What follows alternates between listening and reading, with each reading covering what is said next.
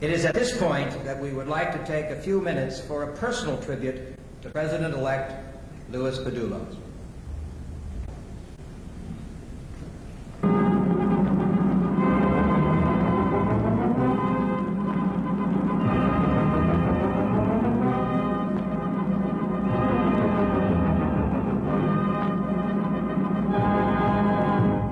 Ladies and gentlemen, we are here tonight to celebrate an auspicious occasion, the Feast of St. Jude, the patron saint of desperate cases. Dick, desperate cases may not be entirely inappropriate, but that's the wrong feast. That's tomorrow night. Today's the 27th. Check your notes. Oh, I'm so sorry. How silly of me. And after Kathy spent all day priming the rib, jubileeing the cherries, hollandaising the sauce. Good sauce, huh, Lou? Well, tonight, we are gathered to play a small part in an historic event, the investiture of Louis Padulo as the third president of the University of Alabama in Huntsville. Could we have that fanfare again? Following John Wright's announcement of his retirement in December of 1987, the community was stunned. What to do? Where to turn? Who could follow in his tradition of leadership? But not to worry. A committee was formed to search for his successor. Huntsville community leaders, educators, and others conducted an exhaustive search. And after months of deliberation, one man came to the fore, stood out from the crowd, rose above the rest. Louis Padulo would become president of UAH. We're getting a little ahead of ourselves. Our story actually begins not so far from here in Athens, Alabama, when a son was born to Louis and Helen Padulo back in December 1936. Though the Padulo family moved to New Jersey when little Louis was 5, his Alabama roots were strong, and he has returned often to visit family and nurture his Alabama heritage. Educated in the public schools in New Jersey, he made his mark. And even as a young street gang member, there was evidence of a strong Southern heritage. Here he honed his organizational skills, later recruiting his own army in California. From his earliest years, Louis has enjoyed costumes and is seen here recently playing dress-up with some of his closest friends. He has always been acutely aware of his attire, and here shows his obvious delight when given the name of the student body president's personal tailor. Receiving his Bachelor of Science degree in electrical engineering from Fairleigh Dickinson University, Lou Padulo went on to earn a master's degree from Stanford, where he met lovely Katharine Siemens. He was awarded a PhD at Georgia Tech. It was also at Georgia Tech that he finally got a middle name. But maybe Kathy will tell you about that some other time. The music you are hearing is reputed to be Louis Padulo's favorite song, but its import eluded us until we enlisted aid of a staff psychiatrist to analyze it. I've flown around the world in a plane. Around the world in a plane. Pretty close to the truth. He has traveled widely. Europe, Asia, Tuscaloosa. Lou Padulo reputedly has one of the largest collection of soap, shampoo, and do not disturb signs in the country. And, as a true academic administrator, has learned to feign attention at the most trivial conversation and eat just about anything, except maybe asparagus. Surely you're joking, right, Lou? I've settled revolutions in Spain. Well, I'm not sure about revolutions in Spain, but he did initiate a campus of Boston University in Malaysia and is seen here exploring a possible campus site in Switzerland. And the North Pole I have charted. Still I can't get started with you. Obviously not broken-hearted, we see Lou and Kathy at the Chapel of the Bells in Reno. Can't get started? Well, when Lou starts something, he finishes it in fine style. Following the elopement, the marriage was sanctified at the National Cathedral in Washington. Love the hat, Katharine. We're not sure about the North Pole, but The Padulos do take every opportunity to sharpen their skiing skills. How's the arm, Louis? On the golf course, I'm under par. Don't know about golf, but we have here a candid moment in the lives of the intrepid yachtsmen Yo, Heave, and Ho. And here we see Lou demonstrating an activity for which he won an important award, the Late Entry Accelerated Program. Metro Goldwyn have asked me to star. Needless to say, Metro's loss is Huntsville's gain. Louis Padulo, the latest star in the Rocket City's crown. I've got a house, a show place. Still I can't get no place with you.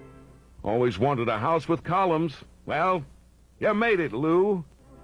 Louis Padulo, devoted family man, a born leader with two pet peeves, litterbugs and people who don't think that engineers are creative. How silly. Of course they are creative. Here we see Lou in a remedial pottery class.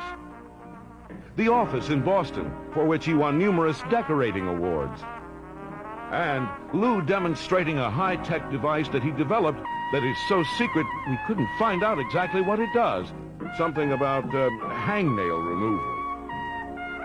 And just a couple of final notes. When the opportunity arose to return to his roots, Lou read everything available about the area, its culture and industry.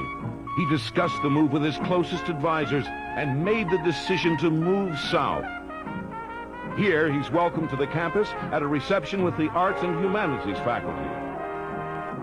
Louis M. Padulo, a part of our past, our present, and now our future.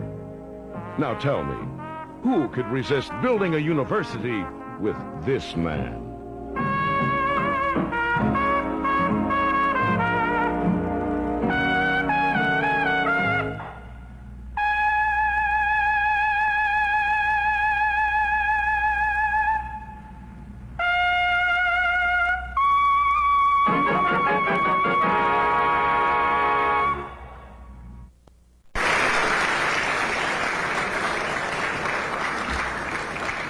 Lights. Welcome, Lou. I'd like to thank Fletcher Harvey of the UAB's Office of Creative Services for his extraordinary effort putting together this tribute.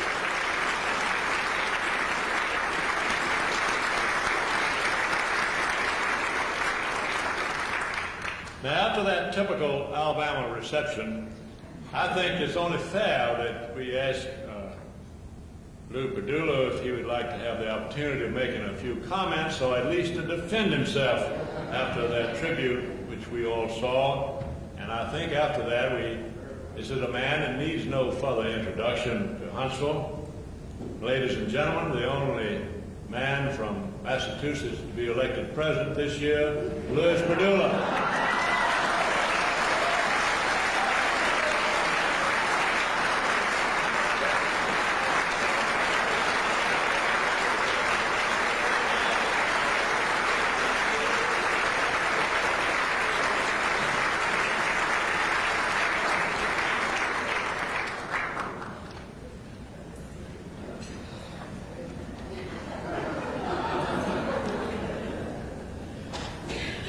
I'm not exaggerating if I say I'm speechless.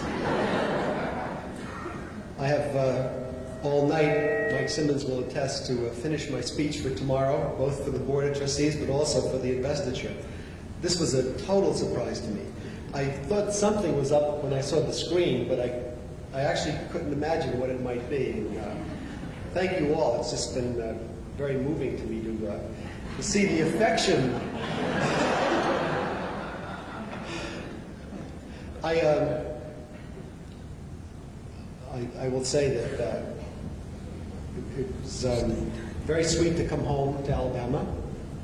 I'm very happy to have the chance for you dear friends here in Huntsville now to meet my own family, Katharine's family, who are my family, to have my Aunt Frances here. My Aunt Frances is one of 4 sisters of my mother who are still living around here, and the rest will be out tomorrow for the daytime celebration, the oldest being 96. So we've got to promise not to drive, certainly not to drive at dark, after dark. And I'm so pleased that my sons can share in this kind of an event and see the place that we're investing ourselves in. I'm honored that my mother was a teacher. Two of my sisters are teachers. Both are married to teachers. I have a brother who should have been a teacher, was a teacher for a while, and went back to the post office. And I'm very pleased tonight, and you'll see tomorrow, to have one of my former teachers here, Julius Luck. Professor Luck, would you please stand?